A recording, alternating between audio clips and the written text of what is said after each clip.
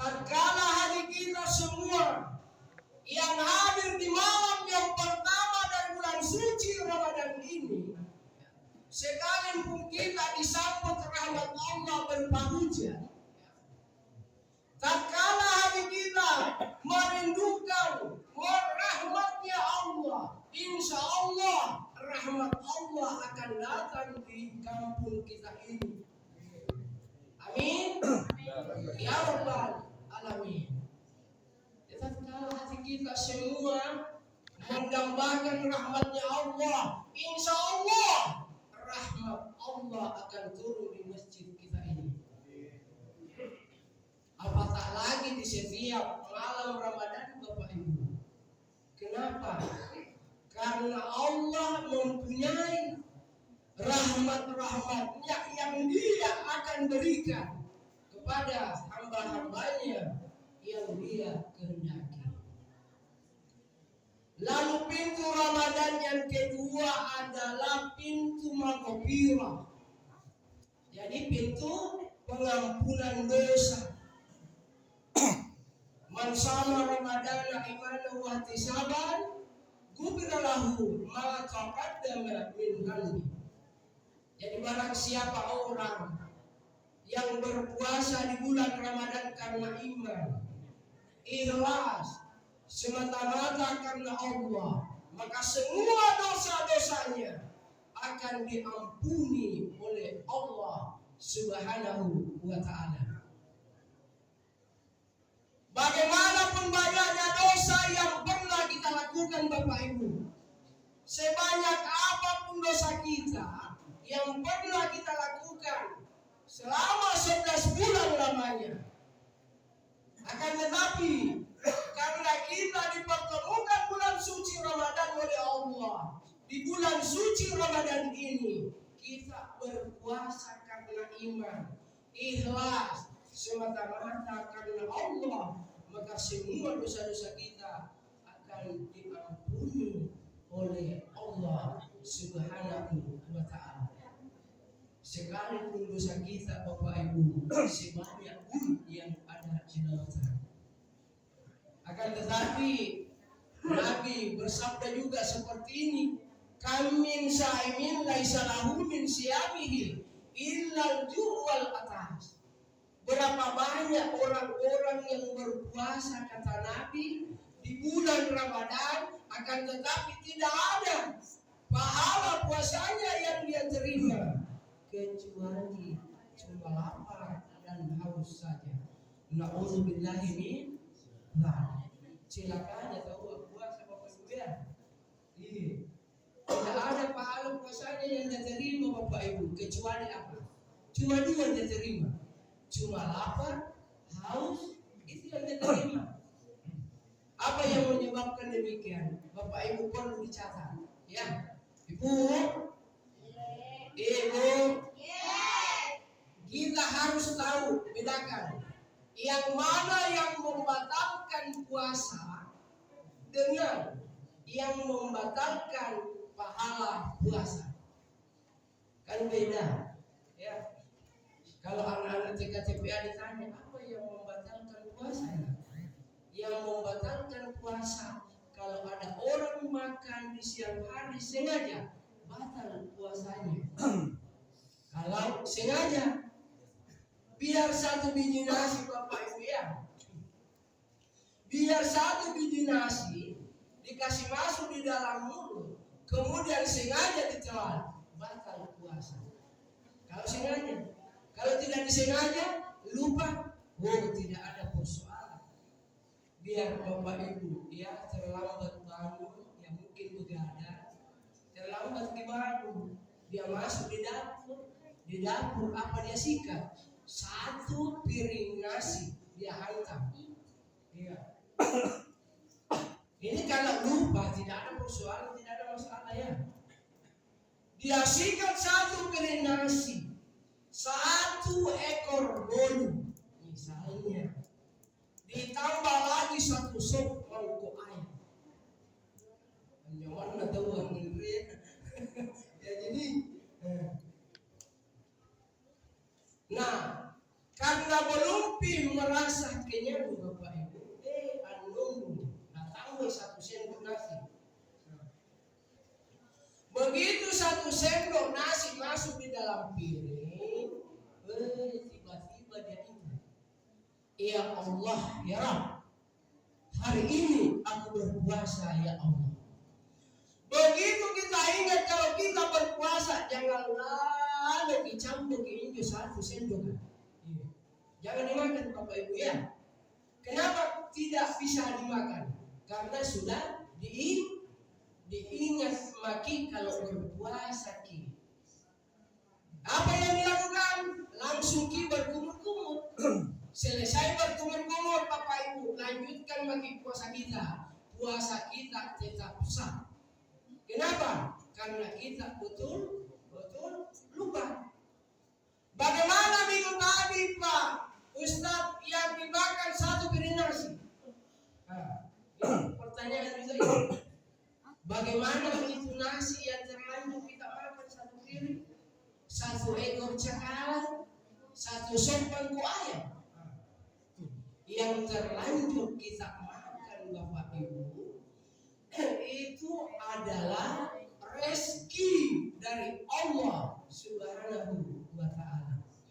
Jadi yang dimakan tadi rezeki, asalkan jangan juga tiap-tiap hari kita lupa. Kalau tiap hari kita lupa Pak Hendra misalnya, ya, bukan lupa namanya, goblok itu namanya, ya. Apalagi yang membatalkan puasa, kalau ada orang melakukan hubungan suami istri di siang hari sengaja, batal puasanya Bapak Ibu. Kalau dia lupa tidak ada. Hati-hati.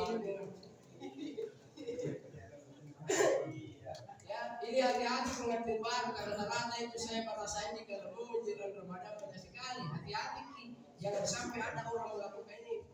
Ya, pikiran tadi itu yang lain-lain. Saya hanya menyampaikan bahwa kalau ada orang melakukan hubungan suami istri di siang hari sengaja, dendanya. Kita tahu dendanya apa itu? Dendanya itu dia harus berpuasa selama 2 bulan berturut-turut. Sesuatu tahu? 1 bulan saja lalu Syawal. Apalagi puasa 2 bulan berturut-turut. Sekarang apa yang membatalkan pahala puasa? Beda. Batal ki puasanya, batal ki pahalanya, puasa tidak batal. Ya. Apa yang membatalkan pahala puasa, puasa kita tetap sah. Kalau ada orang di siang hari tidak makan, tidak minum, tidak melakukan hubungan suami istri di siang hari sengaja, tetapi di siang harinya dia cinta menceritakan kejelekan orang lain, ya, dia suka memfitnah orang, dia tidak mau meninggalkan perbuatan palsu, ya, dia suka berdusta alias berbohong, maka inilah yang membatalkan pahala puasa kita tetap sah. Tidak batal itu puasa Pak kalau siang-siang hari kita berbohong. Balik-balik pakai siang-siang hari Pak. Batal ki puasa tak? Batal ki. Tidak batal ki. Apanya yang tidak ada? Pahalanya yang tidak ada. Makanya Nabi mengatakan kamin sa'imin laisa lahu min siyamihi illa al-ju' wal atas. Banyak orang yang berpuasa di bulan Ramadan kata Nabi, akan tetapi tidak ada pahala puasanya yang dia terima kecuali cuma lapar dan haus saja. Kemudian yang terakhir, pahala yang kita terima di bulan Ramadan dilipat gandakan pahalanya antara 10 sampai 700 kali lipat kecuali ibadah puasa, ya. Kasih cukup ini 8 menit baru 5 menit. Pahala yang kita terima di bulan Ramadan itu dilipat gandakan pahalanya antara 10 sampai 700 kali lipat kecuali ibadah puasa. Kenapa dikecualikan oleh Allah ibadah puasa? Kata Allah begini, puasa itu adalah milik saya, puasa itu adalah hakku, maka akulah yang akan memberikan pahala puasa itu sesuai dengan apa yang aku kehendaki. Kenapa dikecualikan? Karena puasa itu bisa kita bohongi orang lain. Tidak ada yang tahu Pak kalau kita berpuasa. Iya. Besok siang-siang kita makan Pak di rumah, 2 piring nasi kita hantam, baru keluar di depan rumah tetangga depan melihat,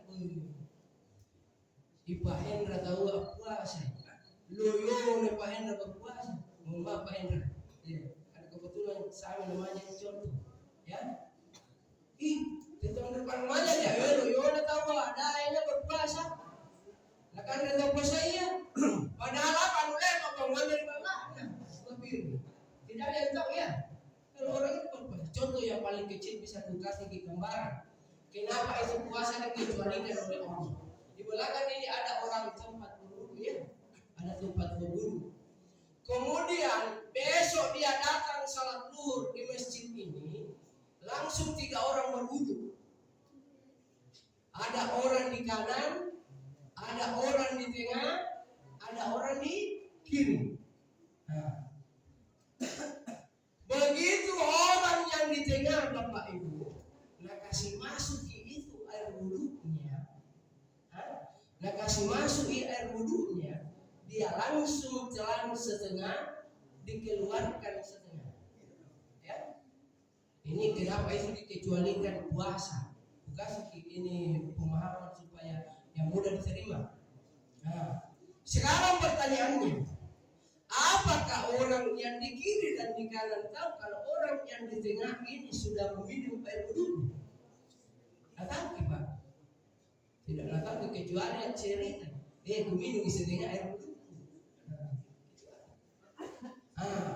Siapakah yang tahu kalau orang yang di tengah mau minum air wudunya atau tidak?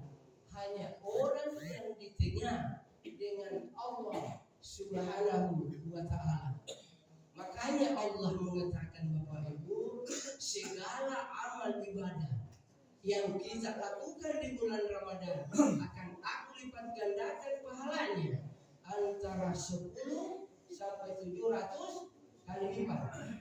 Ngaji ki lipat gandakan pahalanya. Kasih masuk ki celengan 5.000 itu dilipat gandakan pahalanya antara 700 kali lipat, kecuali ibadah puasa. Kenapa dikecualikan oleh Allah? Kata Allah, puasa adalah milikku, puasa itu adalah hakku, maka akulah yang akan memberikan pahala puasa itu sesuai dengan apa yang aku kehendaki. Lalu apa pintu Ramadan yang ketiga adalah itku minanna, pembebasan dari api neraka. Olehnya itu, marilah kita bersama-sama di dalam bulan suci Ramadan ini memperbanyak ibadah kepada Allah. Salat tarawih berjamaah di masjid kita ini, memperbanyak sedekah seperti yang disampaikan ketua pengurus masjid kita. Mari kita memperbanyak sedekah. Insya Allah kita keluar di bulan suci Ramadan ini seperti bayi yang baru keluar dari perut ibunya. Dan insya Allah kita akan keluar dari api neraka. Amin ya rabbal alamin. Inilah yang mungkin saya sempat sampaikan. Mudah-mudahan ada manfaatnya kepada kita semua, terutama kepada pribadi saya sendiri. Lebih dan kurangnya mohon dimaafkan. Wabillahi taufiq wal hidayah. Assalamualaikum warahmatullahi wabarakatuh.